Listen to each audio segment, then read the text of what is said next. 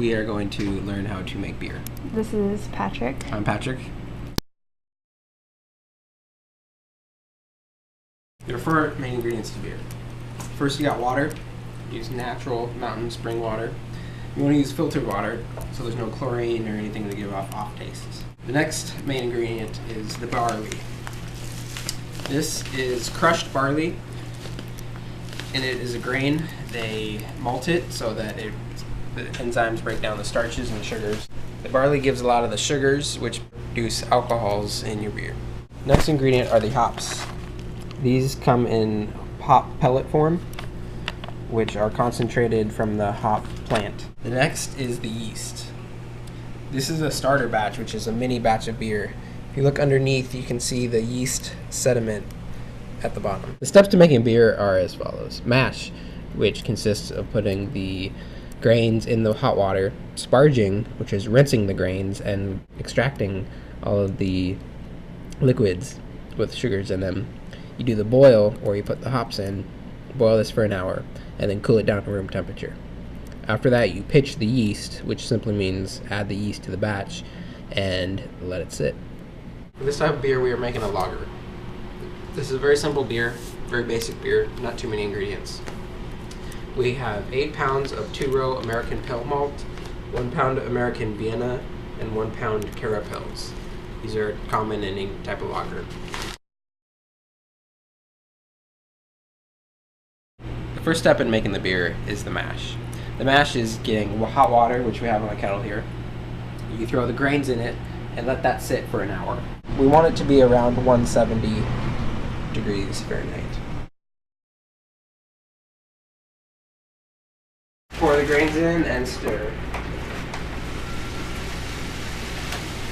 We are using a total of 10 pounds of grain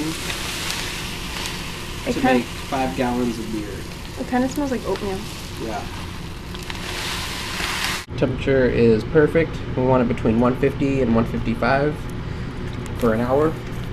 So as we let this sit, put the lid on, keep the heat in, let this sit for an hour, stirring occasionally until the next step.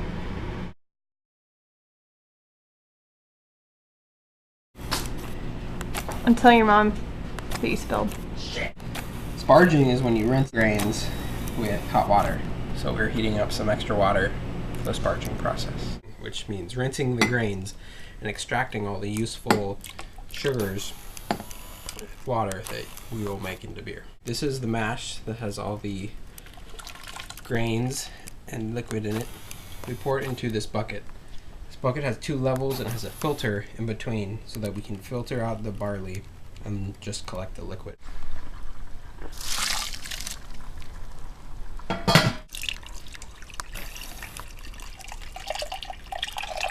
Turns out a little cloudy at first, but as we recirculate it, it'll clear up.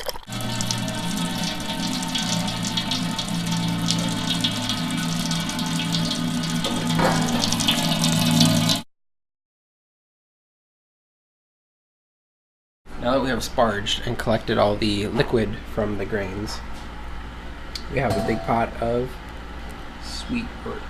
We are waiting for it to boil. Once it boils, we'll boil it for an hour and add the hops. We'll add in a bag so that we can remove them easily later.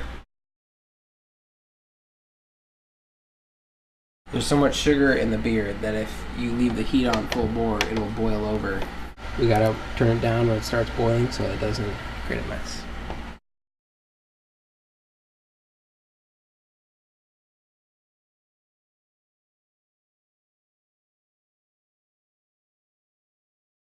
Last time we were brewing beer, and now it has been sitting in the fermenter for 2 weeks now. We got an airlock that lets the gas out. The beer is ready to be bottled or kegged. Kegging is a lot simpler. You pour it in the keg and put pressure on it. Bottling, we put it in bottles and allow it to sit to build up the pressure inside of the bottles with a secondary carbonation. Now that our keg is empty and clean, so to start the siphon, we need some liquid in the tube in order to pull a vacuum on the beer and let the beer flow. So we fill this up with water. We don't want the first bit of liquid, since that is just the water in the tube. I'll drain it in the cup and the rest goes into the keg. We want to collect a sample To test the alcohol? to test the alcohol. We want to siphon it and leave behind the trub on the bottom because this is all dead yeast.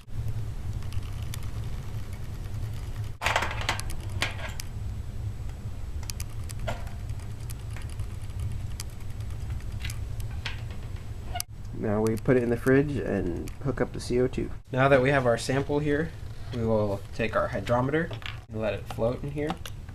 Depending on how high it floats, it measures the specific gravity so that we can tell how much sugar is in the liquid. Now let's go throw this sucker in the fridge and put some pressure on it. Under pressure.